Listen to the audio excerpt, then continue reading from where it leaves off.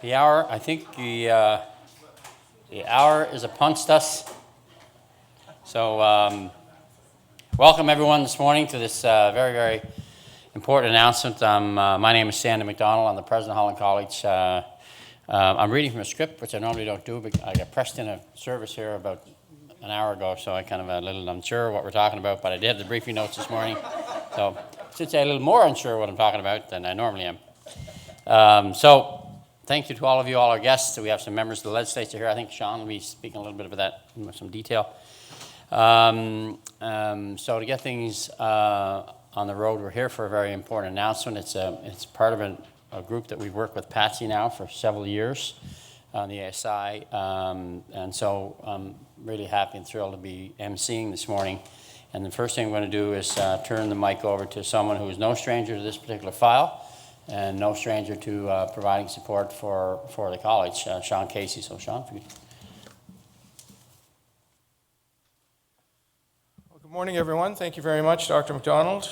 He talks about me being no stranger. What he didn't tell you is that he was probably the last person I talked to on the phone last night and the first one this morning on an unrelated matter, but that speaks to the very positive relationship that the Government of Canada has with Holland College and that I'm fortunate to have with Dr. McDonald. I'd like to recognize a couple of members of the Legislative Assembly in the room, Michelle Beaton and Carla Bernard. Welcome, nice to see you. It's a real pleasure for me to be here at Holland College. I'd like to begin, of course, by acknowledging that the lands in which we gather are the traditional territory of the Mi'kmaq people, Abequit. They are the past, present, and future caretakers of these lands. And I also want to give a big shout out to Patsy Beatty-Huggan. The reason why we're here is because Patsy Beatty-Huggan is the heart and soul of the Atlantic Summer Institute, and she has grown the Atlantic Summer Institute to something that has caught the attention of policymakers throughout the region and at all levels of government. The work that has been done at the Atlantic Summer Institute is something that absolutely does enter into the discussions at all levels as we talk about the challenges that face us in many domains. In this case, it's largely in the health sphere, Patsy has succeeded in building something where governments say, okay, this is extremely important. We need to fund it. This is good work, and this will have a significant influence on what we do.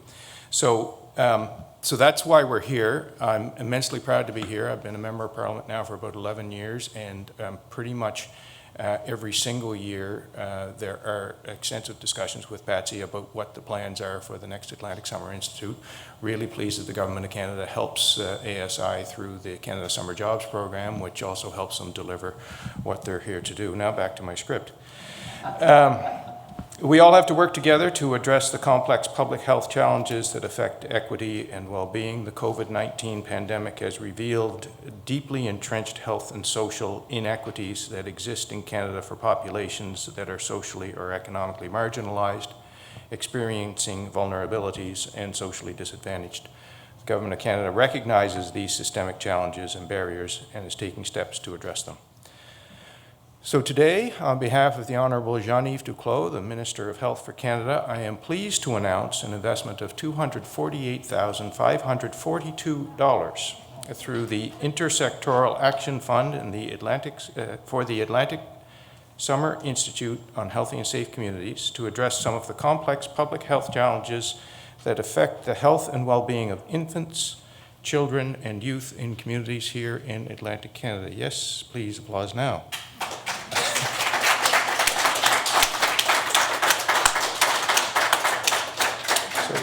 This funding will help the ASI advance policy approaches that promote equity and mental health among children and youth. In the long run, it will help to reshape how health policy is developed and ultimately to enhance societal well-being in Atlantic Canada. Et maintenant en français, aujourd'hui, au nom de l'honorable Jean-Yves Duclos, ministre de la Santé, j'annonce un investissement de 248 542 $ par l'entremise de nouveaux fonds d'action intersectorielle à l'intention de l'Atlantic Summer Institute on Healthy and Safe Communities pour remédier à certains des enjeux sanitaires complexes qui ont une incidence sur la santé et le bien-être des collectivités de la région de l'Atlantique du Canada. Ce financement aidera la ASI à faire progresser les approches stratégiques qui favorisent l'équité et la santé mentale chez les enfants et les jeunes. À long terme, elle contribuera à remodeler la façon dont les politiques en matière de santé sont élaborées et, ultimement, à améliorer le bien-être de la société dans la région de l'Atlantique du Canada. Canada is one of the healthiest countries in the world, and everyone in Canada deserves opportunities and resources for health and well-being. But we know that all of the benefits of good health are not, that the benefits of good health are not shared by all. And we know that the COVID-19 pandemic has exacerbated persistent health inequities that affect many different populations around the world. These groups include Indigenous peoples, Black and other racialized Canadians, LGBTQ2+ Canadians, persons with disabilities, as well as those from low-income households, children and youth, and seniors. The conditions in which we live, work, grow, and play have the greatest impact on health outcomes. As we've seen with the COVID-19 pandemic, social and economic conditions such as poverty, precarious employment, housing, stigma, and discrimination all impact those who bear the largest health burden. These conditions are among the many social determinants of health and are the root causes of health inequities. We need to look beyond the health sector to address these issues, and the projects announced today will help bring diverse partners together to collectively strengthen efforts to address the root causes of our country's complex public health challenges. I'm confident these projects will help build a healthier future for communities in Atlantic Canada. And in closing, I don't know whether you're aware, but the additional responsibilities I have in Parliament include the chair of the Standing Committee on Health. And we are presently examining a couple of things. One is the government's response to the COVID-19 pandemic, so we continue to keep a watching brief on that. And the other is the crisis that we face here in Canada, and PEI is not immune to it, in terms of health care professionals and the stresses and the retention and recruitment challenges there. Holland College is a big part of that effort, as is UPEI. But at the base of everything we do is the social determinants of health and the repercussions arising out of it. And that's why this investment and this work is so very, very important. And I thank Patsy and her team for it, and it's a pleasure for me to be with you here today to announce the government's support of this excellent work. Thanks everyone for being here.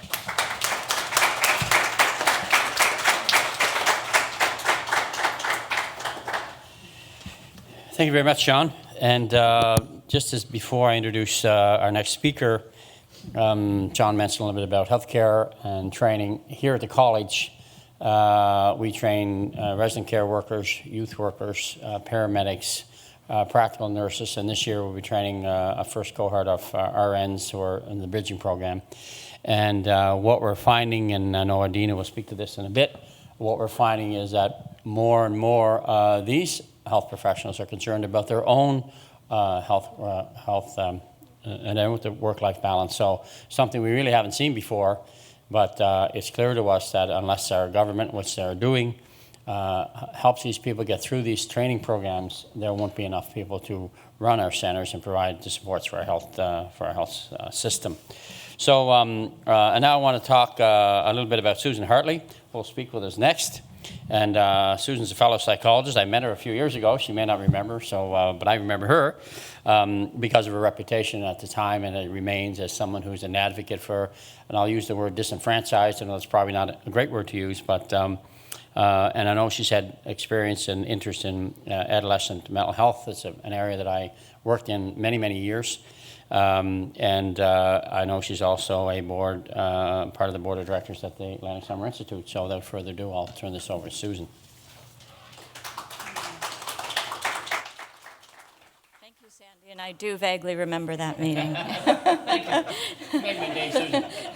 It's wonderful to be here, and it's wonderful to listen to our caring member of Parliament, Sean Casey, who is a huge cheerleader of Patsy's and ASI, and it's wonderful to have those cheerleaders in the audience and to come to this point where we're speaking to you today. So on behalf of the board of ASI, I want to express our immense gratitude and thanks to the Government of Canada, to the Minister of Health, and to the Public Health Association of Canada for believing in us, for selecting us for funding. We feel it's a bit of good fortune, but I really think, knowing Patsy, it's a lot of decades of hard work. It validates and supports our policy brief, which is accessible to everyone, which promotes upstream investment in mental health promotion and will advance intersectoral action on determinants of health in Atlantic Canada in keeping with the goals of the FAC Intersectoral Action Fund.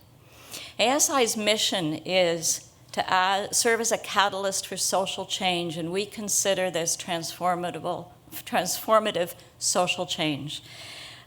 We have a strong history of collaboration and connecting with stakeholders from all sectors, and the goal of that is to build capacity within all of our sectors in promoting healthier and safer futures for our children, and indeed all of us, because we were all once children. As Dr. McDonald mentioned, I'm a clinical psychologist, and my first work was in adolescent psychology, and I learned very quickly over my more than 30 years of being a psychologist that most people did not need to see me. They needed housing, they needed economic stability, they needed food security, they needed safety from violence, and all those other social determinants of health that we just heard about. And so I've been passionate. And that's why I'm on the board of ASI, because it's a group of experts who connect with experts around the world to put together this policy brief. And it's really an exciting time. With this funding, we can make it happen. So core to our belief, and everyone in the room, I imagine, is that raising children is the responsibility of all of us. And clearly, we have the Government of Canada behind us on that. And so ASI really wants to support, and we believe that promoting child and youth mental health is central and fundamental to enabling them to become lifelong contributors, healthy contributors in our society. So we're happy to receive this. We're grateful to receive this. It allows us to support policy development, which is what this is about. And from that policy, we hope that we get great legislation, legislators in the room, as well as great programs that reflect those policies and that legislation. So thank you again. We'll say it many, many times.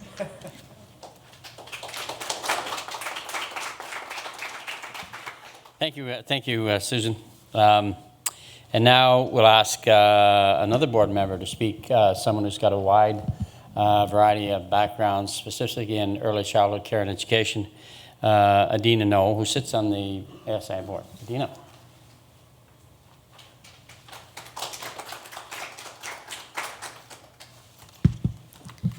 Thank you. I'm going to speak in French today. I work in early childhood for over 13 years, and I work in the Francophone community. So I'm going to do this presentation in French. Bonjour. Le cercle de la santé doit être pris en considération dans toutes les décisions que nous prenons. Le cercle de la santé nous permet de voir comment l'écosystème affecte la qualité de vie des enfants. Ça réduit le stress toxique de les familles. Je travaille dans le domaine de petite enfance depuis plus de 13 ans. J'ai vu beaucoup de familles qui vivent le stress toxique et qui ont un manque de ressources. En menant ce projet, on va discuter les politiques basées sur la santé mentale de la société et des politiques informées sur le traumatisme que les familles ont vécu. J'ai l'espoir que nous pourrons créer une société de base qui leur fonctionne, leur politique, sur l'importance de la santé mentale de tous. Je suis contente d'être capable d'annoncer que l'Institut d'été sur les collectivités sûres et santé au Canada Atlantique a reçu les fonds pour le projet de mobiliser la politique intersectorielle pour faire avancer l'investissement en amont de la santé mentale des nourrissons, des enfants et des adolescents au Canada Atlantique. Ce projet est financé par les fonds d'action intersectorielle de l'Agence de la santé publique du Canada. Le projet ferait progresser les efforts qui déploient la PCS pour favoriser les actions intersectorielles efficaces en santé et en mieux-être. Ceux-ci sont essentiels en vue d'aborder la santé de la population et de la communauté actuelle, les défis complexes en santé publique, et d'appuyer les mesures qui favorisent les déterminants sociaux de la santé pour renforcer la capacité de collectivité et faire progresser les actions intersectorielles. La réalité est qu'il faut qu'on travaille ensemble pour supporter les enfants. Ça prend un village afin d'élever un enfant. Et en menant ce projet ici, on a l'espoir que nous allons pouvoir donner une meilleure qualité de vie à tous nos enfants. Merci.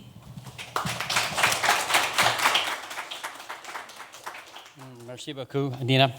In closing, I just want to add a few remarks about the importance of the ASI. I was involved, I think, last year or the year before in doing a presentation during the Institute. We are very concerned here at the college about our students. Our graduating kids coming in this year will have had 5 semesters of COVID, which means those young people in grades 1 and 2 will also have almost 3 years of COVID. And if you're not reading by the end of grade 3, there's a very good chance you're not going to learn to read. So when you look at the timing of this announcement today, Sean, it couldn't have been more important in that sense. As Susan says, we need great policy if we're going to make impacts on what we want to do. At the college here, we'll be opening a new wellness center a year from this September. It'll be right up the street where our music building is now. We're going to double the size of the music building. We're going to have the traditional supports in there, counseling, academic supports, career counseling. But we're also going to have 2 nurse practitioners on our end. Hopefully we'll have some psychology interns there as well. And we're going to focus as much on the treatment of people having problems as we will on the prevention. So we'll be looking at things like diet, exercise, sleep, and social interaction. So it's going to be really an integrated model. And we're hoping that when we get the young people coming to us, as they go through their 2 or 3 years with us, that will also give them the skills and the supports they need to acquire support out into the community so they can thrive in the workplace, not just survive. So the AIS is an important part of what we do here at the college, and we're hoping to have Patsy and her group involved in what we're doing at the Wellness Center. So on that note, thank you again, Sean, for the federal government's contribution. It's essential, of course, to what we're trying to do. And we'll open it up for some questions, and Patsy will answer your questions, of course, as she is the expert here, not me.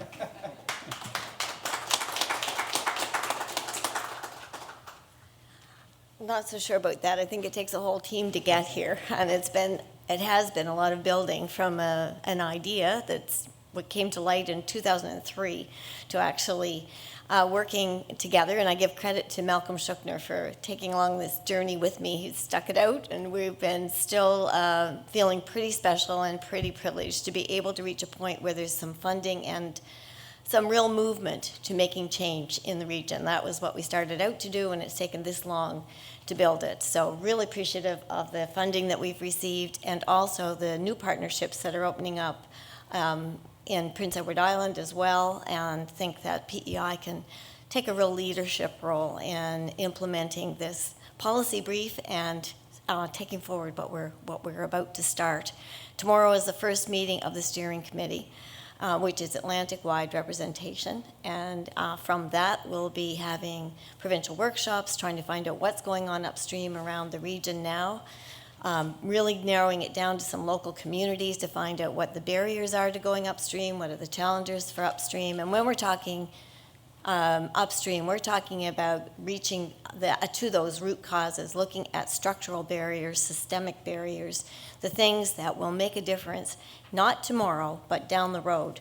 And if we don't do that, then we're going to be in the same situation year and year again, where we're dealing with crises. So we'll be working with people who are involved in poverty reduction, who may be thinking about regulating midwifery, thinking about perinatal mental health as well. So all the kinds of things that everyone has tapped into around the region, but perhaps just not had that extra energy to take it forward.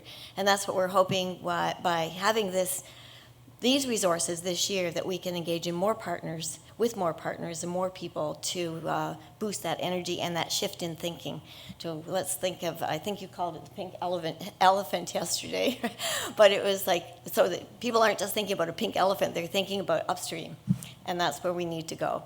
So we couldn't do it without the belief in the Government of Canada in us. It's been great, and Sean's been a big fan for a while, and we have right in this room one of our Canada Summer Job folks that you meet. So it's Ellen Tykerkoff over there, and so every year, this has been the last while, it's really been our engine. We're not a big staffed organization. We really work with volunteers and summer job people and people with commitment, and try to build that capacity throughout the region. So I want to just say thank you all for coming, and I want to open it up to the media for any questions you might have. You can grab it afterwards for a chat, just around some of the logistics, if that's okay. But I will ask a question publicly here anyway. What do you? Sorry, that's loud.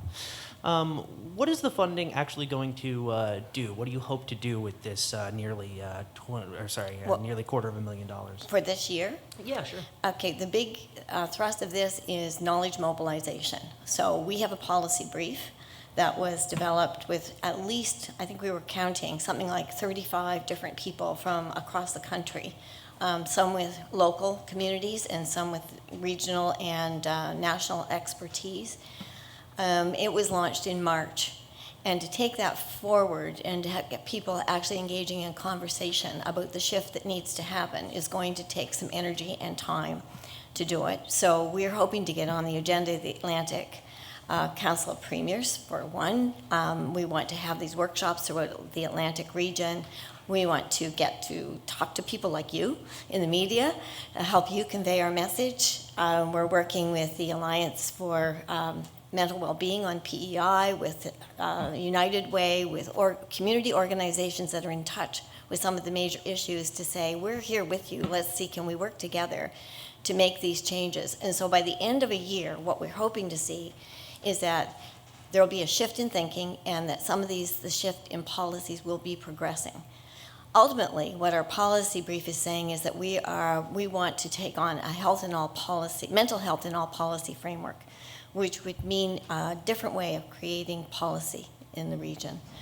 And it would mean that we take a look at all policy that's developed and know that we need to look at the mental health impacts in every policy, whether that's transportation, whether it's the environment, or whether we're talking about climate change, whether we're talking about health systems. But this is not all the health system. This is really looking at early childhood. It's looking at all the different systems. What is it that affects mental health in the policies that your department has? So right now we have silos like this, and the silos may exist just for expediency. That probably makes sense in terms of some of the delivery, but we need a way of having a filtering of a body that really looks at policy in a bigger way. So that's what we're hoping. We'll start to see some structural changes. That's the end of year one, and that's going to be the big one, is trying to get that shift in mindset, not just with the governments, but we'll be meeting with them, but also with the public. Public tends to listen to the crisis by crisis. We have to really work at people really seeing the value in that upstream investment. Okay. Why this money? Why right now? Why is it needed right now? Well, I think what COVID has done is really amplified issues that were already there. So people have been experiencing poverty for a long time. The housing crisis has been emerging. We've seen that COVID itself has really hit those people that are most disadvantaged in overcrowded housing. They've been maybe having to go to work even at times that they shouldn't have gone to work. So we're all aware of that, and we also know that where there are resilient communities and people have come together, people have managed to come through this okay, but it's just brought it to the surface, and I think the governments are very aware that it's come to the surface. We can't go back to what it was. We've now seen things. We see it in a different light. So now is the time. If we're going to act and we're going to create a better Canada, then this is the time to do it, and why not in Atlantic Canada? We've been building this momentum now for several years. If the Summer Institute is probably the only place that convenes civil society, researchers, policymakers, public at one spot, and it happens every summer, and this year it's going to be here at Holland College in August, to build skills, to get momentum going, to carry us forward into the work of the next year. And so ASI has become more than an event. I would say, and I think Malcolm would agree with me, it feels like a movement. And so this just happens, the timing is right. It's time for change, and if we get more people believing that, then it will happen.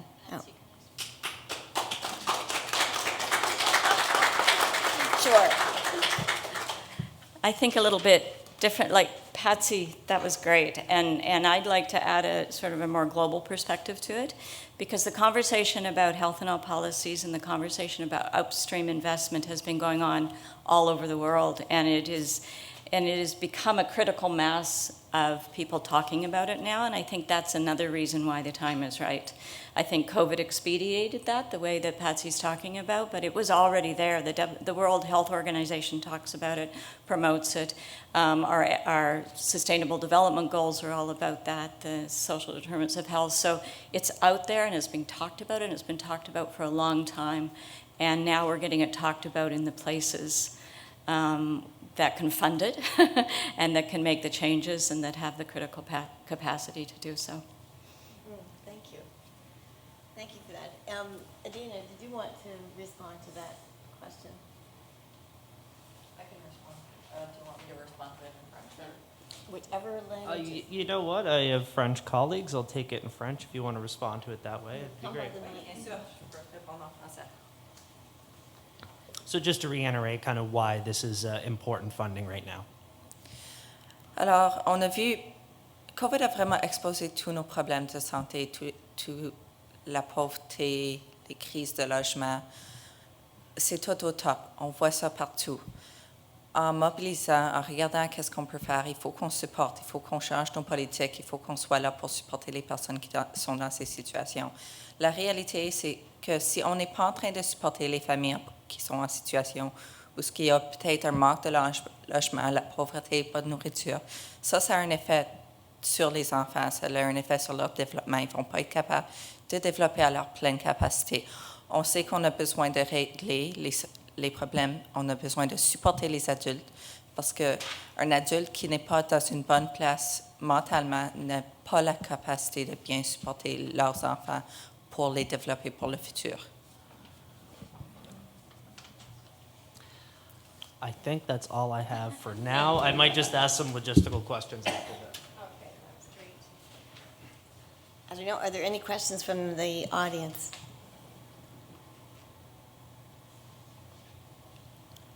Okay, then I think we can wrap it up, and I'll turn it over to Sandy again to bring closure to it. But thank you very much. Great.